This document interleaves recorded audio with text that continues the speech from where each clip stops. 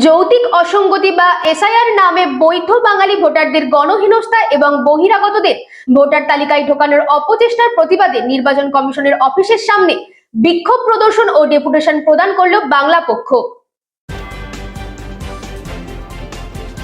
SIR এর নামে বৈধ বাঙালিকে গণহেনস্থা এবং ফর্ম 6 দিয়ে বাংলার ভোটার লিস্টে বিহার ইউপির ক্রিমিনাল ঢোকানোর অপচেষ্টার প্রতিবাদে নির্বাচন কমিশনের অফিসের সামনে বাংলা পক্ষের বিক্ষোভ ও সিইও পশ্চিমবঙ্গকে ডেপুটেশন প্রদান। নির্বাচন কমিশনের বিক্ষোভের পর আদাল সিইও অরিন্দম নিয়োগীর সাথে দীর্ঘক্ষণ মিটিং করে বাংলা পক্ষ। সেখানে ভয়ঙ্কর তথ্য দেন আদাল সিইও। মহামান্য সুপ্রিম কোর্টের রায়ের 48 ঘন্টা পরও মুখ্য নির্বাচন কমিশনার জ্ঞানেশ কুমারের অফিস থেকে সুপ্রিম কোর্টের রায় কার্যকর করতে কোনো নির্দেশ আসেনি, যা অত্যন্ত বিপজ্জনক। এসআইআর নিয়ে এখন সরগরম বাংলার রাজনীতি। ভারতের নির্বাচন কমিশনের নিত্য নতুন নিয়মের ফলে বাঙালি আজ ব্যাপকভাবে সমস্যায় পড়েছে। যৌক্তিক অসঙ্গতি বা লজিক্যাল ডিসক্রিপেন্সির নামে প্রায় 1 কোটির বেশি বাঙালি ভোটারকে শুনানির নোটিশ পাঠানো হয়েছে। হিন্দু মুসলমান নির্বিশেষে বাঙালি আজ নিজেকে বৈধ ভোটার তথা নাগরিক প্রমাণ করতে লাইনে দাঁড়াতে বাধ্য হচ্ছে। গ্রাম বাংলার হতদরিদ্র পরিবার থেকে নোবেলজয়ী অমর্ত্য সেন, কিংবদন্তি কবি জয় গোস্বামী থেকে আরম্ভ করে বাঙালির মহানায়ক সুভাষচন্দ্র বসুর পরিবারের সদস্যও বাদ পড়ছে না। বাংলার বিভিন্ন অঞ্চলের সাধারণ মানুষ পথে নেমে প্রতিবাদ করছে। ভারতে বাঙালির জাতীয় সংগঠন বাংলা পক্ষ এই গণহেনস্থার প্রতিবাদে আজ মুখ্য নির্বাচন আধিকারিকের অফিসের সামনে বিক্ষোভ প্রদর্শন করে এবং আধিকারিককে ডেপুটেশন প্রদান করে। বাংলা পক্ষ থেকে মূলত 6টি দাবি তুলে ধরা হয়। প্রথমত, যৌক্তিক অসঙ্গতির নামে প্রতিদিন হিন্দু মুসলিম নির্বিশেষে বাংলার সাধারণ বাঙালিকে সমস্ত কাজ ফেলে শুনানির লাইনে দাঁড়াতে হচ্ছে। এসআইআর এখন খেটে খাওয়া বাঙালির কাছে এক অভিশাপ। দ্রুত এই অব্যবস্থার সঠিক সমাধান চাই। দ্বিতীয়ত, ফর্ম 6 দিয়ে ভিন রাজ্যের বাসিন্দা এমন ভোটারদের বাংলার ভোটার তালিকায় যুক্ত করার প্রচেষ্টা চলছে বলে অভিযোগ এবং তথ্য সামনে আসছে। এটা বিজেপি দল ও নির্বাচন কমিশনের যৌথ প্রচেষ্টা বলে মনে করছে বাংলা পক্ষ। এটা অবিলম্বে বন্ধ করতে হবে। ভিন রাজ্যের কোনো ভোটারের নাম বাংলার ভোটার তালিকায় ঢোকানো যাবে না। ফর্ম 6 আবেদন করতে হলে এসটি অফিস থেকে ইস্যু করে ডোমিসাইল সার্টিফিকেট বাধ্যতামূলক করতে হবে। তৃতীয়ত, অন্যদিকে বাংলার প্রায় সব জেলা থেকে ফর্ম 7 জমা করে বৈধ ভোটারদের নাম বাদ দেবার চক্রান্তের অভিযোগ সামনে আসছে। ফর্ম 7 কারা জমা করছে তাদের নাম প্রকাশ্যে আনতে হবে এবং অভিযোগ ভুল প্রমাণিত হলে সেই ব্যক্তির বিরুদ্ধে এফআইআর করতে হবে। চতুর্থত, 16 ডিসেম্বর প্রকাশিত খসড়া তালিকায় এমন লাখ লাখ ভোটারের নাম আছে যাদের 2 রাজ্যে ভোটার কার্ড আছে। এই সমস্ত অপরাধীদের নাম বাংলার ভোটার তালিকা থেকে অবিলম্বে বাতিল করতে হবে। এই বিষয়ে নির্বাচন কমিশনার ভূমিকা এখনো পর্যন্ত সন্দেহজনক।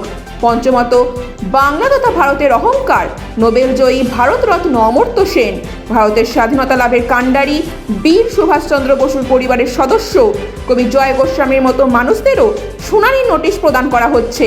এটা বাংলা ও বাঙালিকে পরিকল্পিত অপমান। এর জন্য নির্বাচন কমিশনকে ধিক্কার। ষষ্ঠত, এআই ব্যবহার করে বানানগত নানা বিভ্রান্তি তৈরি করছে নির্বাচন কমিশন। নামের বানান ভুলের ফলে লজিক্যাল ডিসক্রিপেন্সির নামে সাধারণ বাঙালিকে হেনস্থা বন্ধ করতে হবে।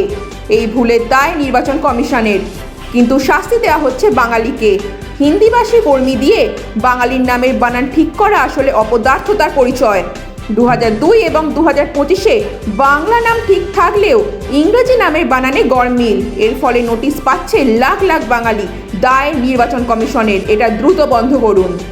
এদিনের প্রতিবাদ সভায় উপস্থিত ছিলেন বাংলা পক্ষের সাধারণ সম্পাদক গর্গ চট্টোপাধ্যায়, সাংগঠনিক সম্পাদক কৌশিক মাইতি, শীর্ষ পরিষদ সদস্য অরিন্দম চ্যাটার্জি, কলকাতা জেলার সম্পাদক সৌম্য বেরা, উত্তর 24 পরগনা শহরাঞ্চলের জেলা সম্পাদক পিন্টু রায়, উত্তর 24 পরগনা গ্রামীণের জেলা সম্পাদক দেবাশিস মজুমদার, দক্ষিণ 24 পরগনা জেলা সম্পাদক কুশনাভ মণ্ডল, পূর্ব মেদিনীপুরের জেলা সম্পাদক সুতনু পণ্ডিত প্রমুখ।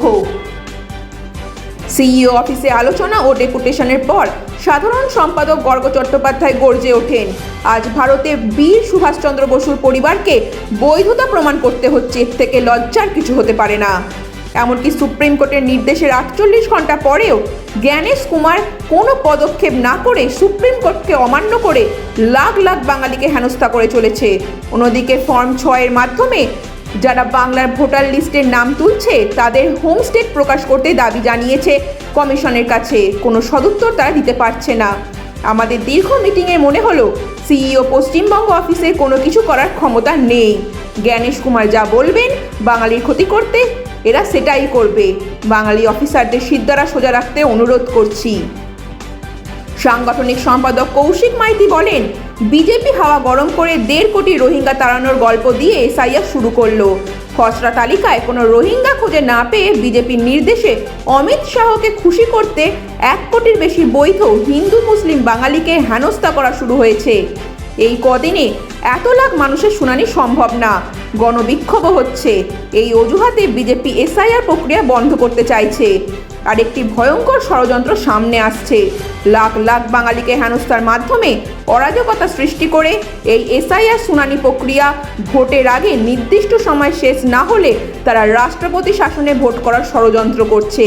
বাঙালি বীর সুভাষের জাতি এই ঘৃণ্য পরিকল্পনাও ভেস্তে দেব। অরিন্দম চট্টোপাধ্যায় তার বক্তব্যে প্রতিটা হিন্দু বাঙালিকে শিক্ষা নিতে বলেন। বিজেপি যেভাবে হিন্দু বাঙালিকে হেনস্থা করছে তার বিরুদ্ধে গণপ্রতিরোধের ডাক দেন তিনি। Bureau report, রাতদিন news network. লিখেছিলেন যে শিব ঠাকুরের আপন দেশে আইন কানুন সর্বনেশে। এখন আজকে এই কবিতাটা বারবার মনে পড়ার কারণ হচ্ছে একটা প্রশ্ন আপনাদের করতে চাই।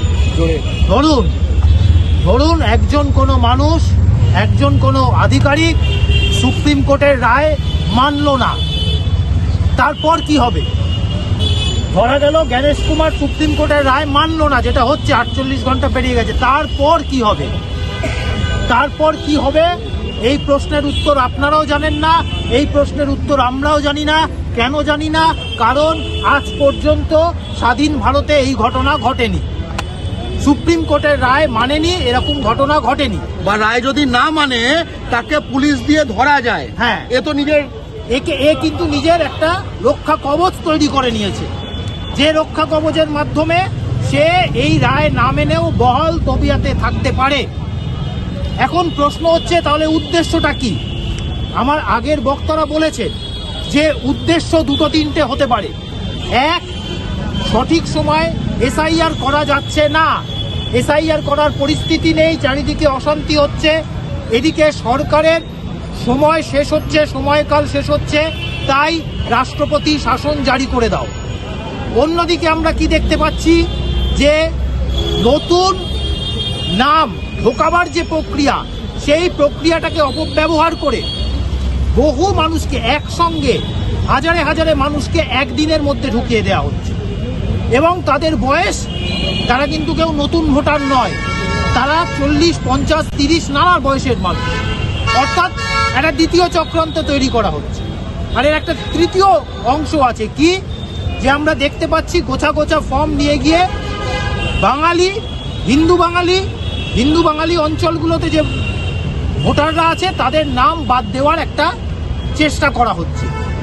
এবং এই যে সামগ্রিক বিষয়, সব কিছু বিষয় দেখে পরিষ্কার একটা উদ্দেশ্য বোঝা যাচ্ছে যে সঠিক সময় এসআইআর করে নির্বাচনকে, সুষ্ঠু নির্বাচন তালিকা তৈরি করে নির্বাচন পরিচালনা করা এই জ্ঞানেশ কুমারের উদ্দেশ্য নয়। তারা যেন তেন প্রকারেণ বাংলায় রাষ্ট্রপতি শাসন জারি করে বাঙালিকে কোণঠাসা করে বাঙালির ভোটাধিকার কেড়ে নিয়ে তাকে এমন একটি অরাজকতার সৃষ্টি করতে চায় যাতে এখানে বাঙালির যে গণতান্ত্রিক অধিকার এবং যুক্তরাষ্ট্রীয় কাঠামোর যে অধিকার এই বাংলা রাজ্য পায় সেটিকে ছাড়খাড় করে দিতে চায়। অর্থাৎ একদিকে বাঙালির অধিকার, গণতান্ত্রিক অধিকার কেড়ে নেওয়া, অন্যদিকে যুক্তরাষ্ট্রীয় কাঠামোর ওপর একটা চরম আঘাত আনা। এই উদ্দেশ্য নিয়ে কিন্তু বারবার এই এসআইআর প্রক্রিয়ার মাধ্যমে এসআইআর প্রক্রিয়ার ক্ষেত্রে সুপ্রিম কোর্টের অর্ডারগুলো না মেনে 48, সব থেকে অবাক করা বিষয়, 48 ঘন্টা কেটে যাওয়া, 19 তারিখ দুটোর আগে সুপ্রিম কোর্ট অর্ডার দিয়েছে, 48 ঘন্টা কেটে যাওয়ার পরও দিল্লি থেকে পায়রা উড়ে আজকে চিঠি নিয়ে আসে না, কিংবা রানার দৌড়ে দৌড়ে চিঠি নিয়ে আসে না। আজকে কিন্তু কলকাতার এই অফিস পর্যন্ত সেই অর্ডারটা এসে পৌঁছায়নি। এটা সব থেকে অবাক করা একটা বিষয় এবং ধিক্কারজনক একটা বিষয়। কিন্তু পরিষ্কার একটা কথা এই চক্রান্তকারীদের জেনে রাখা দরকার, বাংলা ও বাঙালি কিন্তু সুভাষ বসুর লিঙ্কেজ খুঁজে পাওয়া যাচ্ছে না। ভারতরত্ন প্রমাণ কিনা এই কথা বিএলওকে জিজ্ঞেস করতে হচ্ছে, অমর্ত্য সেনকে, এসব মেনে নেবে না। তার বাংলার মাটি কিন্তু গরম হচ্ছে, প্রতিবাদ সংগঠিত হচ্ছে এবং আগামী দিনে কিন্তু এইভাবে বাঙালিকে শেষ করে দেওয়ার যে চক্রান্ত, বাঙালিকে গণহত্যার মুখে ঠেলে দেওয়ার যে চক্রান্ত, সেটা কিন্তু বাঙালি মুখ বুজে মেনে নেবে না।